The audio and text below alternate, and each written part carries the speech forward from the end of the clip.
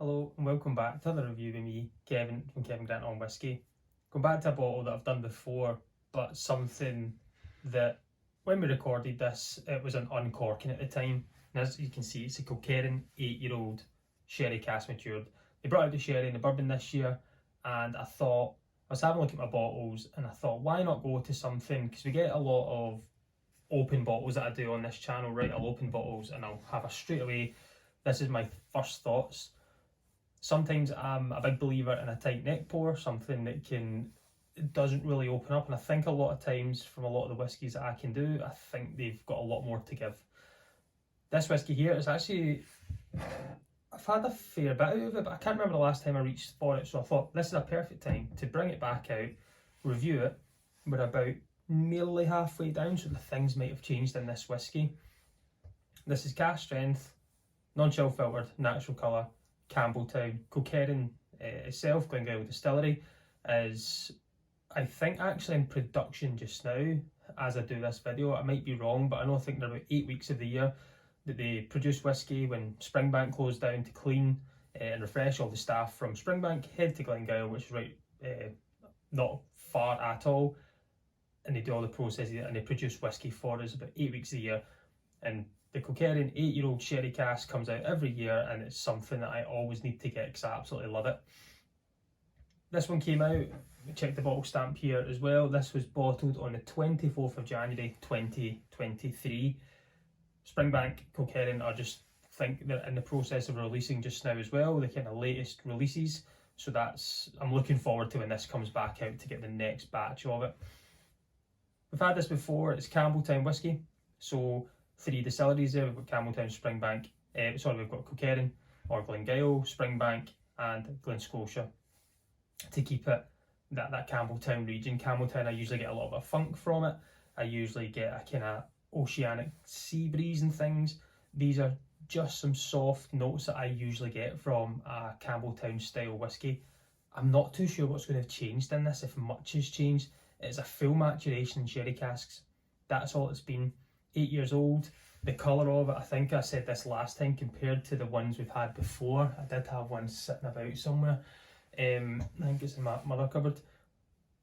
The other ones are darker, but never let that put you off. If a whisky says non-chill filtered natural colour, we're getting kind of raw natural flavour and things there, and that's what I really like about whiskies. Yes, 40% whisky can be great, that are watered down, they can be nice and light and delicate, but if you want something a bit more robust, a bit more natural, what I would say a massive distiller wants to bring to us, a cask strength, non-chill filtered natural colour is something that we can see in Kilkerran for all their whisky, all their range, are always non-chill filtered, no added colouring. I'm led to believe in 46% and above.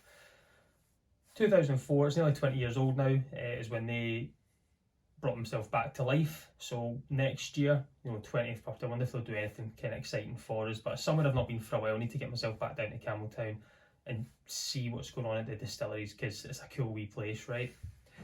Enough of my chat. Let's have a look at this. 57.5% ABV, 8 years old, cask strength, sherry cask matured. It says everything on the label, nothing's really changed, although from the previous one it's a dumpier bottle. Still 70 cl, which we get here. I've had this little marker on, the Aquavite one. Everyone was at Legfest. It was amazing to meet you all there the other week.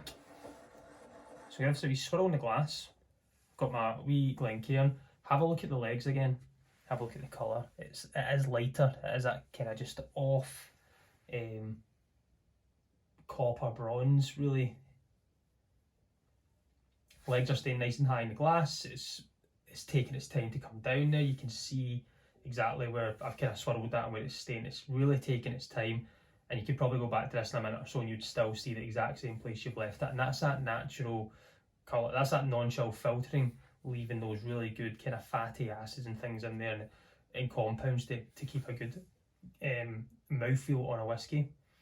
So I'm going to get this on the nose, we'll get it on the palate, see what's changed. I'll maybe even try and put a wee link in from the first time that I reviewed this whisky when I opened it to see what has changed, if anything at all. So on the nose, let's see what we get.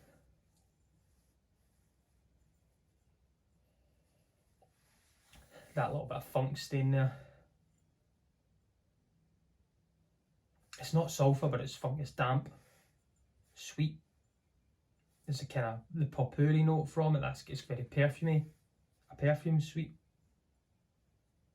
There is that little oceanic, I would call it, like sandy beach, if that makes sense. It's like a soft salt. Potpourri, there's a kind of milk chocolate cocoa powder coming through. And for a sherry cask, it's weird, it's not got like big, bold, red berry fruits, if that makes sense. Definitely chocolatey in there. Maybe soft fruit coming through now, I've maybe led myself in there. Potpourri, a little bit wet, funky. Sea breeze, beachy. ABV, don't get 57.5. Not at all. And the legs seem to be getting thicker and thicker. To be honest, I've not been in that long. We've not had the heating on. The house is still pretty cold at this point. That's why I've got all my layers on. Maybe if this was slightly warmer, it would be slightly different on the glass, but they are thick. I get it on the palate. I've enjoyed that nose. It's very different. Weirdly not getting the kind of fruits. I think I might have got a slightly more alcohol hit the first time I poured it, 'cause it's been quite tight, but this is sitting well. Oh, Slainte, everyone.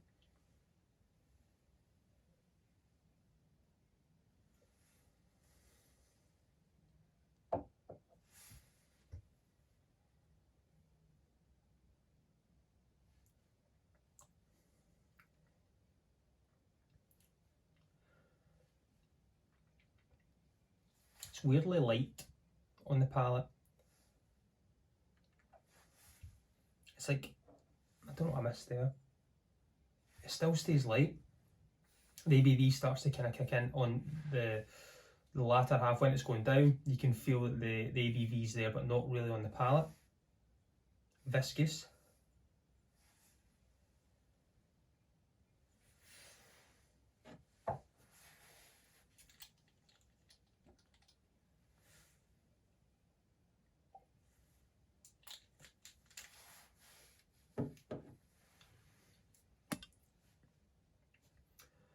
There's that funk staying around. Thick, jammy, not jammy as in big fruit notes and things, but jammy, slight texture to it. Watered down jam. There's a thickness you're wanting to grab into your cheeks, into your gums. It's staying there. There's this kind of spice at the end of it. A softer spice to it. It's still staying funky, which I enjoy funk in my whiskies. Funky, nice on the mouth feel.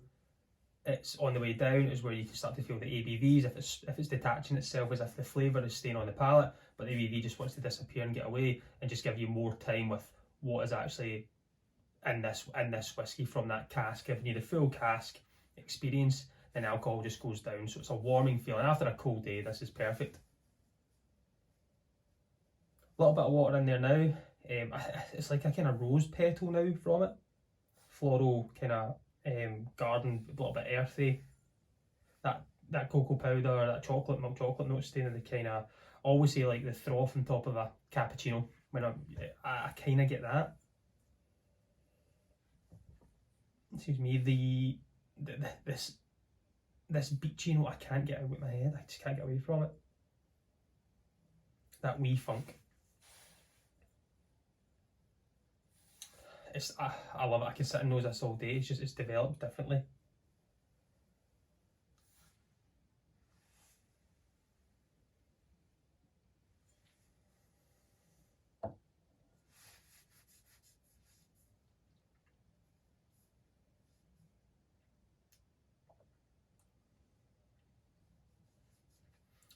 It's such a good mouthfeel to it. Is it as good as the first one they've ever brought out at 57.1% in 2017-2018? No, it's going to be very difficult for that to be beaten for me. This is still quality, good sherried whiskey. Cask strength. That little bit more chocolate note staying there on the palate with the water's been involved in it now. There is that kind of softer, little bit of the kind of the fruit notes coming through. It's more of your sweeter red fruits, not tart red fruits, but your sweeter ones, so your cherries and raspberries, along those lines, but not overly powdery. They just subtly pop in there. You're getting that funk. You're getting it's something I can't describe. It's dunnagey, but it's not.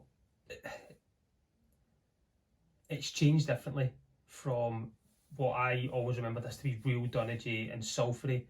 And I'm not getting sulphur on this one today. I know one of the Kilkerran 8-year-old sherry casks is just a sulphur zone, and it's magic. I love it. This one's a lot softer in the palate. It's a bit more matured. Even though it's 8 years old, it's just a little bit more matured, it feels, on the nose and on the palate. It's good. I'm enjoying it. I think it's an easier sipper now than it has from the moment I opened it, from I've done my first review. The first review was really exciting and things. I enjoyed it. I did, but I think it's got better now. I think it's kind of developed and settled down to be like, this is where we're at and this is how I'm going to stay. And as we say, we're halfway through that bottle, as you can see, and I don't think much more is going to change. This is at a good level for me. It's good whiskey. It's not unbelievable compared to the other ones that I've tried from the range. As I say, the 57.1, the first one never brought out, is just, that's still to be beaten for me, and I don't think it will. This is just good, and I picked this up, I think, at the time for the RRP of, it was like £45–50. Very well spent.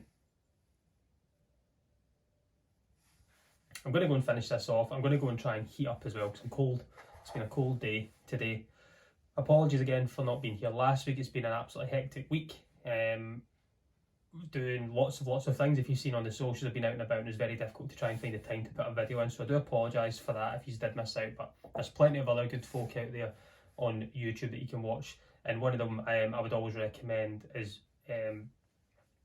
my man Jeff, who had me on his channel the other week, and I still need to learn how to actually slap a bottle properly, which I'm going to try at the end here for you, buddy. But yeah, his channel as well is really good. There's loads of others out there, so don't always have to find me if I'm not here for the week. But I appreciate everyone that does come along, has a look out and sees what we've got. I do try and open as much as I can, best that I can.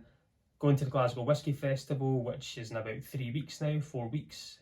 So if you're going to the first session, I will be there, so pop along and say hello if you see me out there. It'd be great to chat and have some drams with some of you guys out there. It's a phenomenal setup, the Glasgow Whisky Festival, one of my favourite, and I'm getting pretty excited about it. I'm going to go and sit back, enjoy the rest of this dram, and just relax for the rest of the day and get my wee heat in me. So more of this will give me a wee heat, right? But again, as always, I've been Kevin from Kilkerran Whisky. Join me next week. Let's talk whiskey. Slainte.